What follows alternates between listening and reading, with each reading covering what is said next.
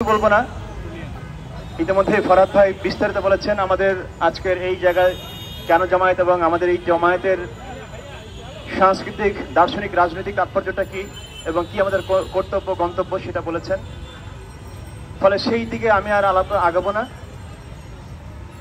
যেটা আমি বলতে যাচ্ছি একটা পয়েন্ট, সেটা হচ্ছে যে এই যে গণ অভ্যুত্থান, জুলাই আগস্ট গণ অভ্যুত্থানের যে মৌলিক অবস্থান, যে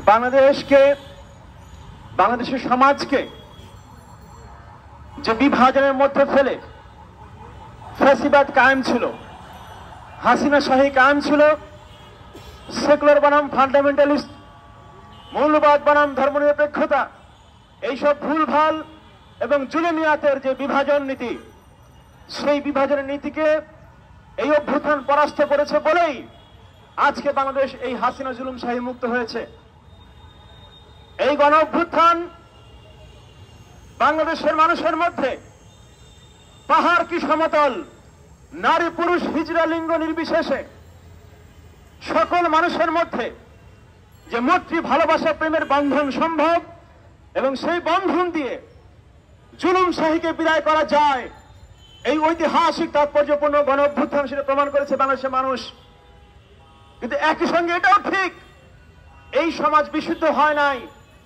এই সমাজের মধ্যে বহু রকম ফ্যাসিবাদী তৎপরতা, বহু রকম ফ্যাসিবাদী চিন্তা এখনো বহাল আছে এবং সেই সব ফ্যাসিবাদী প্রবণতা, সেই সব ফ্যাসিবাদী ব্যাখ্যা, মত এবং গোষ্ঠী এই গণ অভ্যুত্থানকে ব্যর্থ করার জন্য বাংলাদেশের মানুষের একটা গণতান্ত্রিক সমাজ নির্মাণের যে আকাঙ্ক্ষা, সেটাকে ধূলিসাৎ করার জন্য আবারও সক্রিয় হয়ে উঠেছে।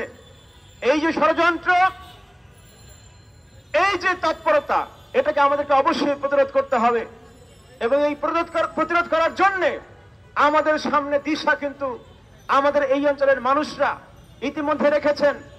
আমাদের বাউল, ফকির, সহজিয়া, সুফি সহ যত ধরনের সাধনার ধারা আমাদের এই অঞ্চলে রয়েছে এবং আমাদের এই অঞ্চলের আদিবাসীদের সংগ্রাম, সকল মানুষের সংগ্রামের মধ্যে আমরা সেই দিশা খুঁজে পেয়েছি বলেই আজকে বাংলাদেশে এই গণ অভ্যুত্থান সফল হয়েছে। এবং একই সঙ্গে আমরা এটা মনে করি, বাংলাদেশের মানুষের সামনে আজকে একটা ঐতিহাসিক কর্তব্যের মুহূর্ত উপস্থিত। একই সঙ্গে এই বাংলাদেশের জনপদের মানুষ প্রমাণ করতে হবে যে আমরা কোন ধরনের ফ্যাসিবাদী তৎপরতা, ধর্মের নামে, জাতির নামে, কোন ধরনের পরিচয়ের নামে কোন রকম ফ্যাসিবাদ আমরা এই বাংলাদেশের জমিনে আমরা বরদাস্ত করব না। এবং যারাই এই রকম কোন রকম পরিচয়ের বিভাজনের নীতি নিয়ে আমাদের সামনে হাজির হবে, আমরা অবশ্যই তাদেরকে মোকাবেলা করব, সাংস্কৃতিক ভাবে, দার্শনিক ভাবে, রাজনৈতিক ভাবে, আমাদের জীবন যাপনের সকল পর্যায়ের মধ্যে দিয়ে সেটাকে আমরা প্রতিরোধ করব। এই কথা বলে আজকে আবারও আমি আহ্বান জানাবো